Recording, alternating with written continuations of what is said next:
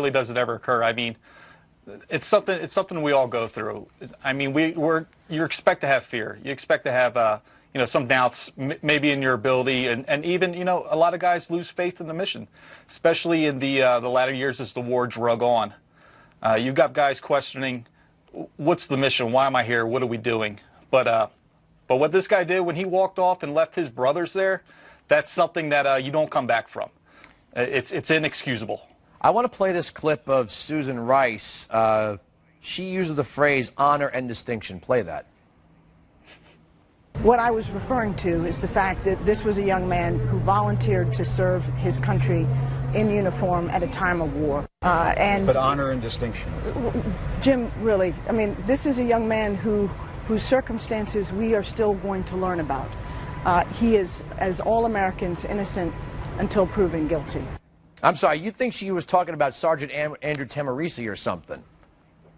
I don't know who she's talking about. She definitely wasn't talking about Bergdahl.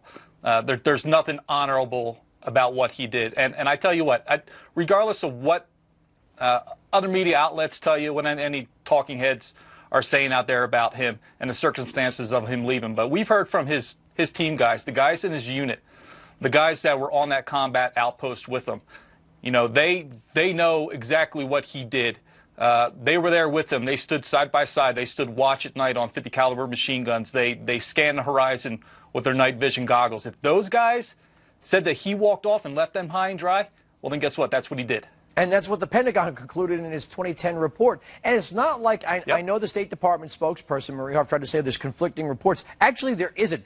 Every single guy that he served with, if there was, 3 that said one thing and 4 guys said another, and every single guy that's been interviewed says the exact same thing. This guy took off and went AWOL. Yep, he packed up all of his gear, staged it nicely, left his weapon, and just took off in the middle of the night.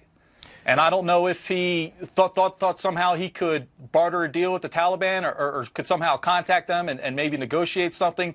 Or maybe he just thought he just declared himself a non-combatant and was just going to walk into Pakistan.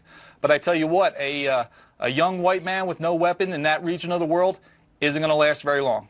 Let me ask you something. Our mutual friend